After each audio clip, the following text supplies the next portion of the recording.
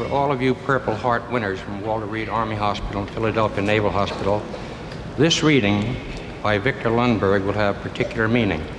Mr. Lundberg and Robert Thompson, in this letter to a teenager, answer questions that have troubled you and your parents. Mr. Lundberg.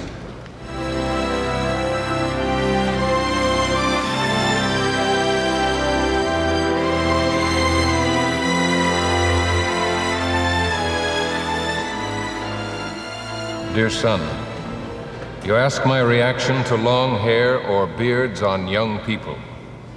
Some great men have worn long hair and beards. George Washington and Abraham Lincoln.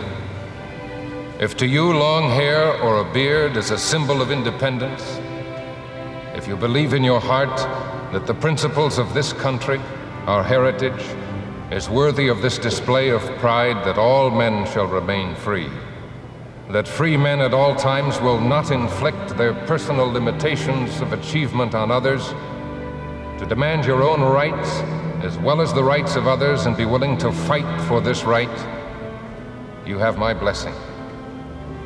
You ask that I not judge you merely as a teenager, to judge you on your own personal habits, abilities, and goals.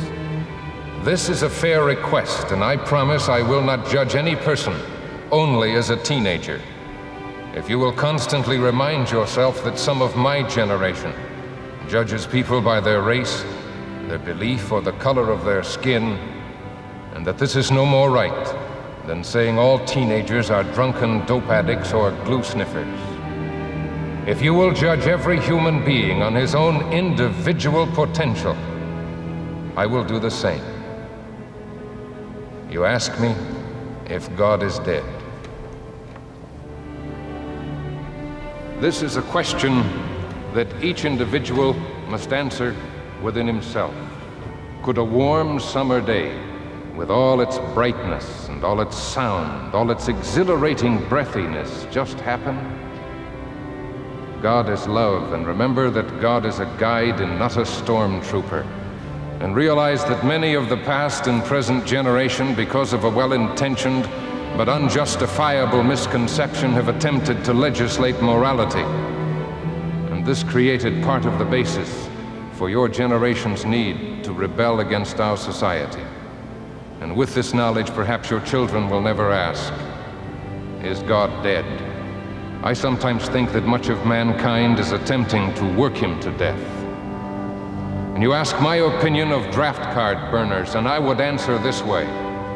All past wars have been dirty, unfair, immoral, bloody, and second-guessed. However, history has shown most of them necessary.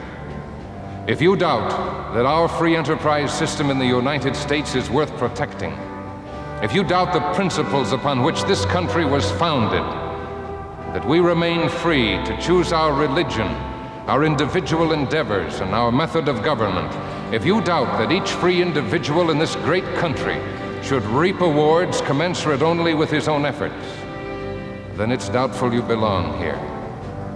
If you doubt that people to govern us should be selected by their desire to allow us to strive for any goal we feel capable of attaining, then it's doubtful you should participate in their selection. And if you're not grateful to a country that gave your father the opportunity to work for his family and to give you the things you've had, and you do not feel pride enough to fight for your right to continue in this manner, then I assume the blame for your failure to recognize the true value of our birthright. I would remind you that your mother will love you no matter what you do, because she is a woman. And I love you too, son. But I also love our country and the principles for which we stand. And if you decide to burn your draft card, then burn your birth certificate at the same time. From that moment on, I have no son.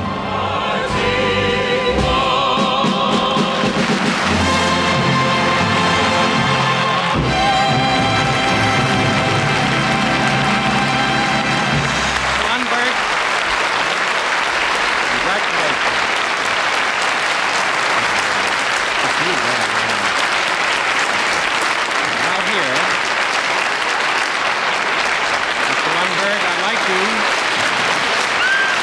Wait a minute. I'd like you to meet some of the men you were talking about. Here are the wounded men from Vietnam. Would you gentlemen stand up, please, so the country can applaud you?